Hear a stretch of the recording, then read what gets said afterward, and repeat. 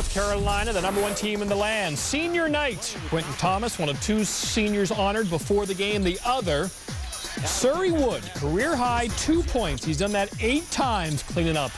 He's going to see some action early first half. Marcus Ginyard finds Wood. Wood's parents love it. It ties his career high with that bucket. Later, Wood, 4. There's that magic number again. 4 points for Surrey Wood. Well done, career high. Ty Lawson back, second game since returning from that ankle injury. Up to Danny Green. Lawson would leave the game briefly with a hip pointer, but he did return in the second half. There's the 3, and then later in the second half, pump fake hits the jumper. And #1, Carolina wins easily. Oh, by the way, Tyler Hansbrough had 20. He passes Antoine Jamison and Larry Miller for 6 all-time scoring list. So the Heels go to 13-2 in the ACC. If Duke wins Wednesday at Virginia, Tar Heels and Blue Devils will play each other in the regular season finale, tied for first place for just the 4th time in the 54-year history of the ACC. Duke has won 2 of those previous 3 meetings. Give me a T for Texas. 9th-ranked Longhorns in Austin against Lincoln, Nebraska. DJ Augustine, 30 in the loss to Texas Tech, hits the 3, and then the crossover and the tough shot fading out of bounds. He hit 22. Texas up 13 at the break, but less than 2 minutes to play. Here comes Nebraska down just 2. Sek Henry, Alex Marich. He had 17, game tied at 61. Final minute, A.J. Abrams. Baseline screen, the 3 just 1 of 5 from 3. That's a big one. Texas up 3. They made a bunch of free throws. Closing seconds. Nebraska down 4. Henry the layup. And then Connor Ashley going to give Rick Barnes heartburn. Almost gets burned. Nebraska, though, forced a foul, and Texas wins 70-66. Big going-ons in the Big 12. Texas keeps pace with Kansas with the win. They're tied atop 12-3 in conference play. Longhorns close their regular season schedule with a home game against Oklahoma State. Jayhawks take on Mark Turgeon's Texas A&M club on Turgeon's home court. Texas holds the tiebreaker. They won the only regular season meeting between the 2 schools. Now, if Purdue wins out, the Boilers clinch no worse than a tie for the top spot in the Big Ten tournament. Ohio State sits tied for 5th. They really need a big-time win to punch its ticket into the NCAA. Scott Martin, big 3, Purdue up by 4. Under 2:15 to go, Ohio State down. Matt Terwilliger, baseline jumper. We're tied, 62-62. Under 10 seconds to go. 64 all. Evan Turner turns the ball over. We go to overtime. In overtime, Buckeyes down by 1. Jamar Butler. Yes! Game high 25, the big basket. Antoine Moore hits the big 3 there. Now we're tied again, 72-72, and there's Evan Turner. Gets the roll, and the Buckeyes get a much-needed win as they take Purdue down at home. So the Brett Favre / Badger fans in Wisconsin get a consolation prize as the Boilermakers drop into 2nd place in the Big Ten. It is Wisconsin's conference title to win. The Badgers close their season with a home game against Penn State, and then a trip to Northwestern. Looking good for the Badgers. Conference USA schedule, SMU Wednesday night to make it 15-0, and then only UAB remains. First half, Memphis by 3, Derrick Rose stealing. We go the other way. Now he's a freshman. He's going to take that shot. He's going to miss that shot, but he's got teammates. Look at Joey Dorsey. Clean up. Thank you one more time. I got it. Never assume even that they're going to make the layup. You got to be there. Dorsey, 6 points, 8 rebounds. Another turnover by SMU. Rose, loose ball all the way, and this time, he will finish. Doesn't need Dorsey's help. That poor fella, I was trying to get in front of him, and then he was there, and then he wasn't. I don't know what happened. Rose finished with 19, Tigers by 12. More quick hands by the freshman. 57-42 Tigers. SMU with 22 turnovers. Less than $1:30 to go. Tiger defense again, and now we're just showing off, aren't we? Chris Douglas Roberts off the glass to Dorsey. Tigers 15 steals. They win at 72-55. I would draft the Rose kid first in the NBA if they all go. Could happen. All right, Duke, Virginia, 3rd game in 5 days for Virginia. Sean Singletary early. He's just perforating the Duke defense. So Coach K, who just won his 800th, looking for 801, he needs to make an adjustment. That's what great coaches do. Singletary 9 points, first 6 minutes. So Coach K says we're going to go 2-3 zone. We're going to collapse, and we're going to force some turnovers. Going to swallow them up, and that's what happened. And that changed the tenor of the game. Here we go. Now we got to start hitting threes because that's what Duke does best. Gerald Henderson. Duke was 12 of 27 behind the arc. Henderson led Duke with 19. Paulus 4 of 7 himself. This sets up Saturday night's Duke-Carolina game on ESPN as Duke takes care of Virginia. Ticket to the Vols, who are 5-1 against Florida since Bruce Pearl took over in Knoxville. First half, Florida starting strong. They're up 4. Walter Hodge make it 7, 11-4. Gators. Moments later, Hodge again, 16-8. Florida 6 of 6 from the field at that point. More Florida. Warm. Maurice Spates with the slam. It's 8 for 8. Dan Werner, not to be confused with Dean Wormer. 23-10 Gators. They start the game 9 of 9 from the field. They led by 13 at the half. Second half, though, Tennessee. You don't get to be a champion by just giving up. Chris Lofton up top hits a tough 3. Nobody in conference history has made more of them than that guy. 1-point game. Wayne Chisholm misses from distance.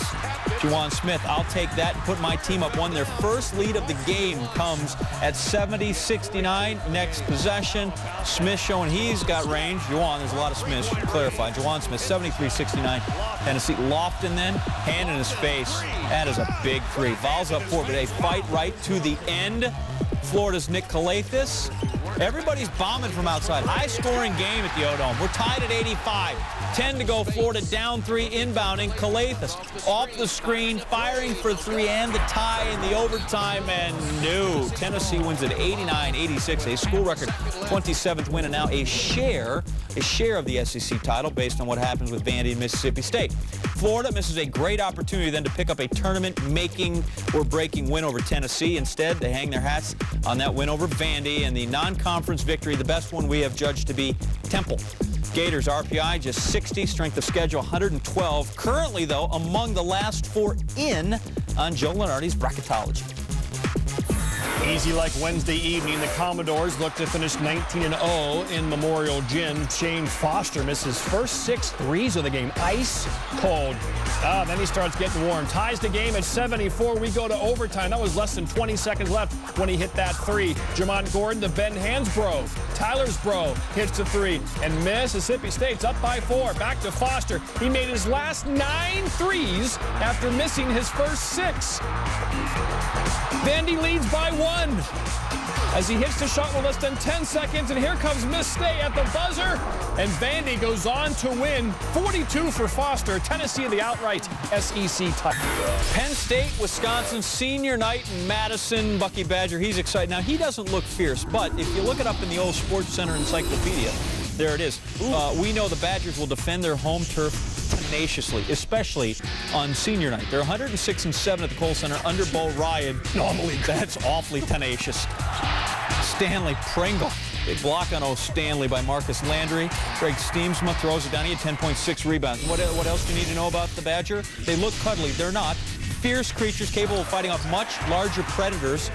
Trayvon Hughes does just that. Drives the basket, meets Jeff Brooks. Hughes is 6 foot tall. Brooks 6'8".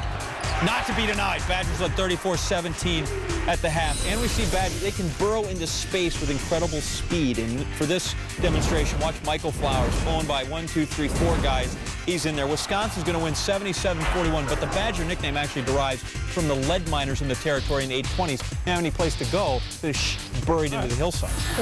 He loved the Golden Gophers, but he hated all the drawn-out winters. Minnesota homes number 17. Indiana! Tip, DJ White! Oh! Senior night for DJ White! How about that senior moment? His first career three-pointer. Indiana by 4 at halftime. He likes the warm feeling. All right, what Craig Finn is to the hold steady. Freshman Eric Gordon has been to IU all season long. He's a good one. 20 points in the game. Indiana goes up, and there's White again.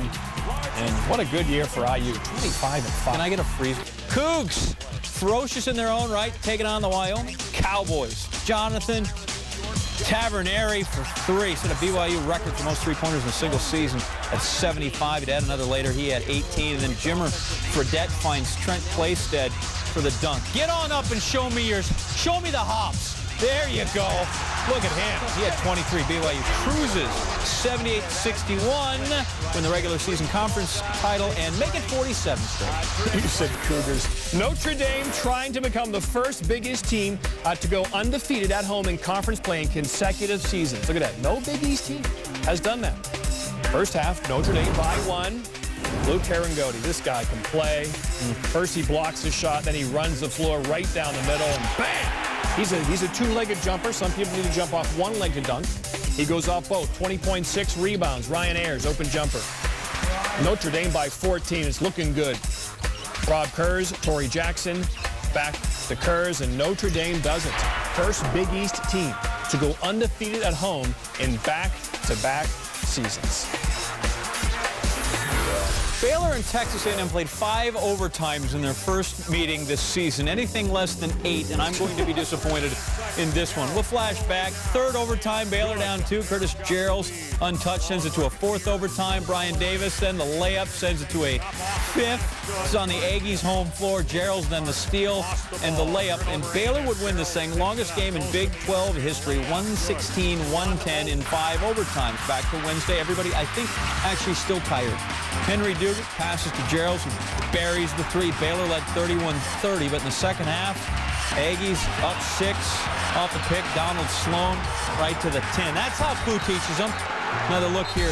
Joseph Jones levels Tweety Carter. Both benches had to be separated after this. The officials are going to give everybody technicals. You've got to play nice, even if you're only going to play 40 minutes. A&M wins at 71-57. Bit of a revenge there. Second time around, much different. For starters, as we mentioned, they didn't need 25 extra minutes of basketball to decide it.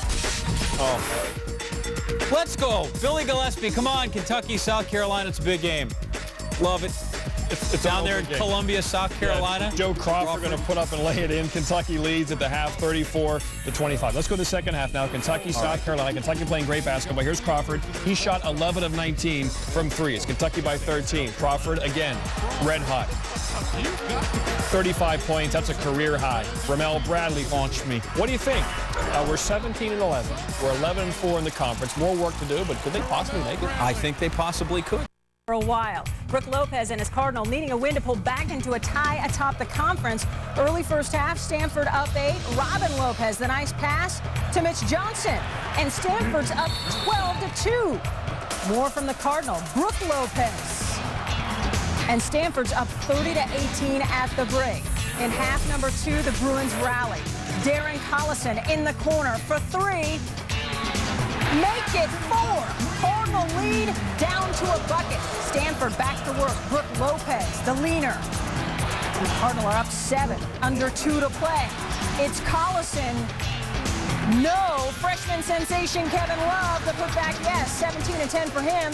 UCLA cuts it to 3. Under a minute to play. Love, no. Luke Rashard Baamute, yes. 10 and 11 for him. He's a 70% free thrower.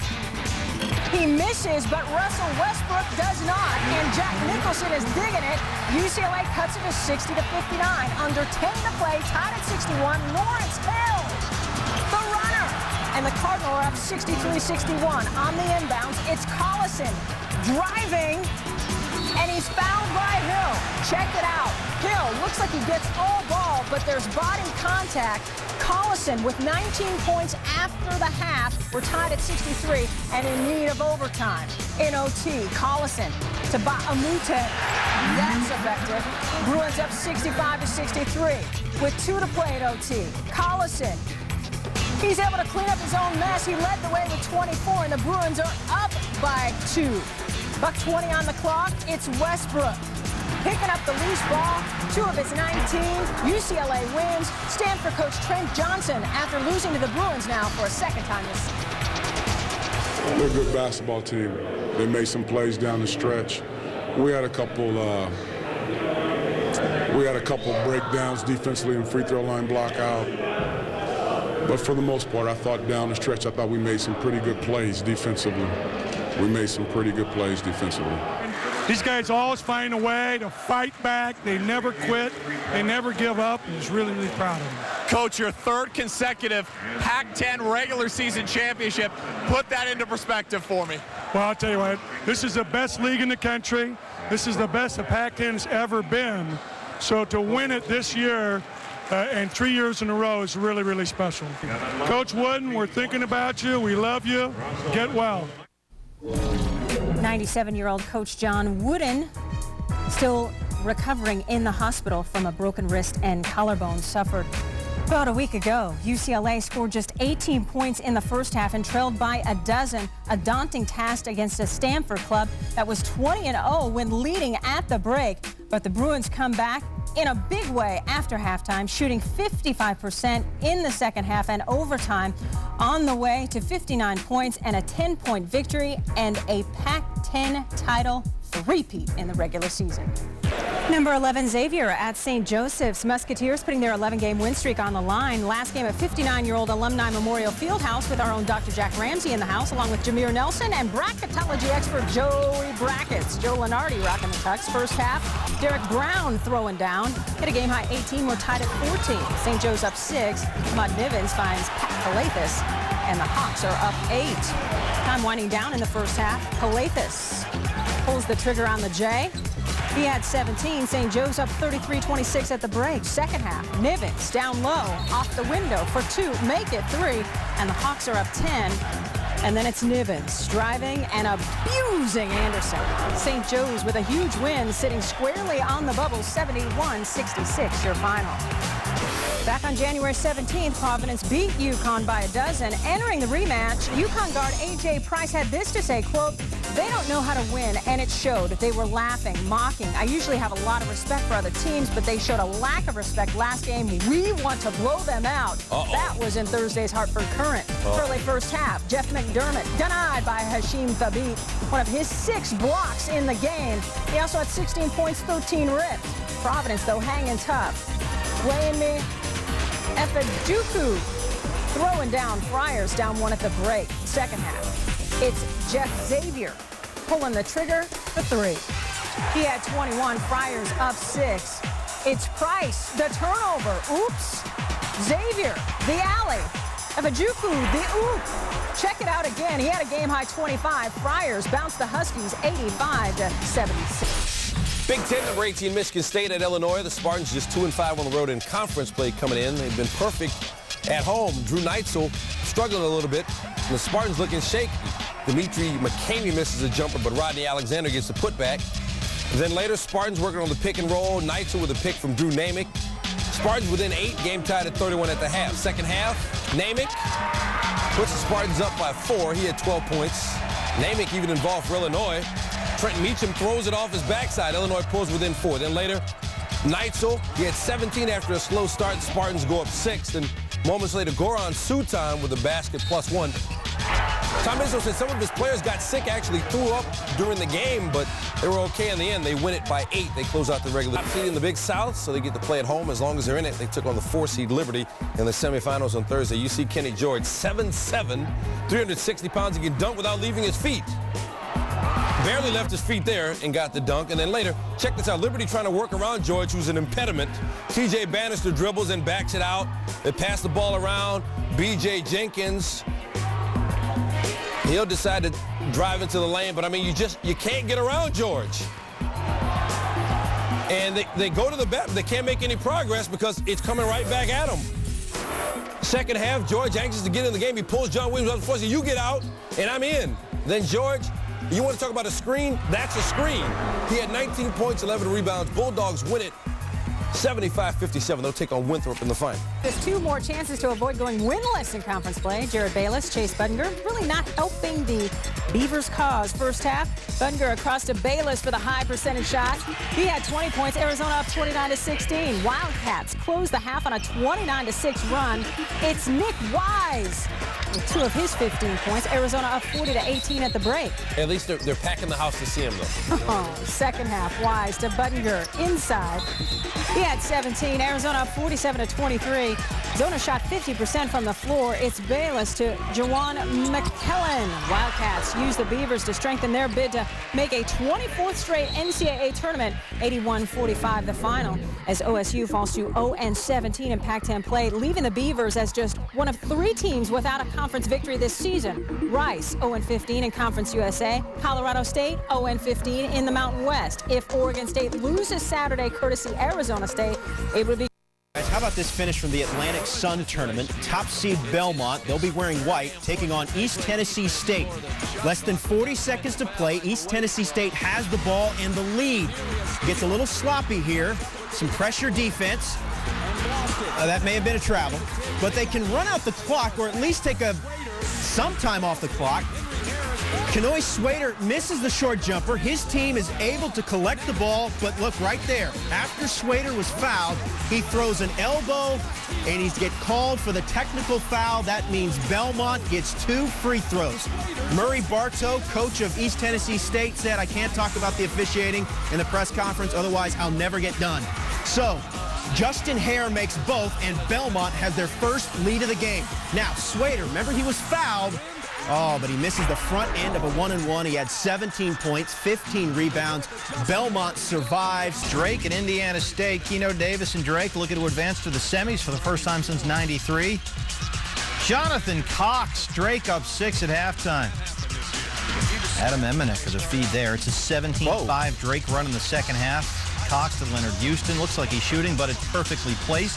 Houston all of his 16 after halftime. You got to love the Drake. They win 68-46. Bulldogs 26-4. Tournament's 1 seed for the first time ever. Houston knocks down the 3 there, and the Drake advances.